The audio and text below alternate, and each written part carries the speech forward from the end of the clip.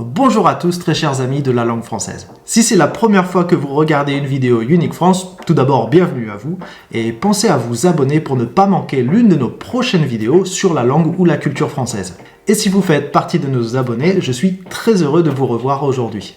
Enfin, sauf que techniquement c'est vous qui me voyez, pas moi, mais bon, ça me fait très plaisir quand même. Aujourd'hui, dans cette vidéo sur le français, je vais tout vous dire sur l'un des trucs les plus bizarres de cette langue, le H. Comme beaucoup d'entre vous le savent sûrement, en français, le H ne se prononce pas, contrairement à l'anglais. C'est pourquoi quand un français parle en anglais, parfois, ça sonne comme ça.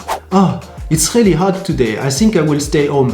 Mais cela ne veut pas dire que le H ne sert à rien. Déjà, après le P, le H donne le son feu, comme dans photo ou pharmacie. Après le C, il donne bien entendu, la plupart du temps, le son CH, comme dans chat, chien et cochon.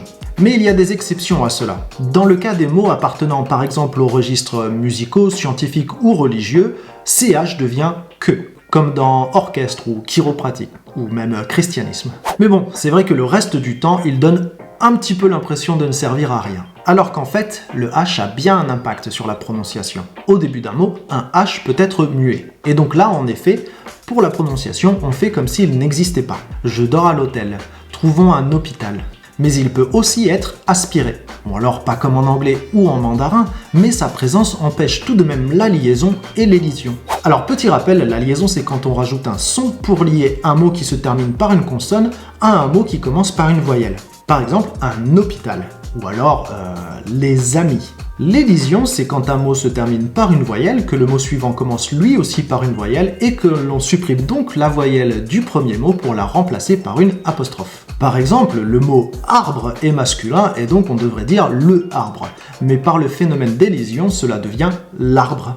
De la même façon, on ne dit pas le hôtel, mais l'hôtel. Donc il est important de savoir si le H est aspiré ou muet. S'il est aspiré, il a donc l'impact d'une consonne et il interdit l'élision et la liaison, même si on n'entend pas le H lui-même. C'est pourquoi on dit la hache, un haricot, un havre de paix. La différence entre ces deux H est étymologique. Les mots d'origine grecque ou latine ont un H muet, alors que les mots d'origine germanique ou anglaise ont un H aspiré. On dirait pas, mais c'est super pratique de savoir ça. Si le mot commence par exemple par hydro ou hippo, le H est muet. Alors que s'il commence par hand, il sera aspiré. Par exemple, handicap, handball. Et il y a aussi une question de logique. Par exemple, une H, c'est forcément germanique, il n'y a pas photo. Quand vous regardez dans le dictionnaire, si un mot commençant par H est précédé d'un petit astérisque, cela veut dire que le H est aspiré. Donc pas de liaison, pas d'élision avec ce mot. Et enfin, dans le cas des H au milieu de mots, entre deux voyelles, ils servent surtout à faire en sorte que ces deux voyelles ne se rencontrent pas. Ils sont donc aspirés. C'est pourquoi on dit le véhicule, dehors, ou encore le brouhaha. On dit pas brouhaha? Voilà, vous savez tout, ou presque, sur le H dans la langue française. Donc souvenez-vous qu'un H muet, cela veut dire élision, liaison. Un H aspiré veut dire pas d'élision, pas de liaison.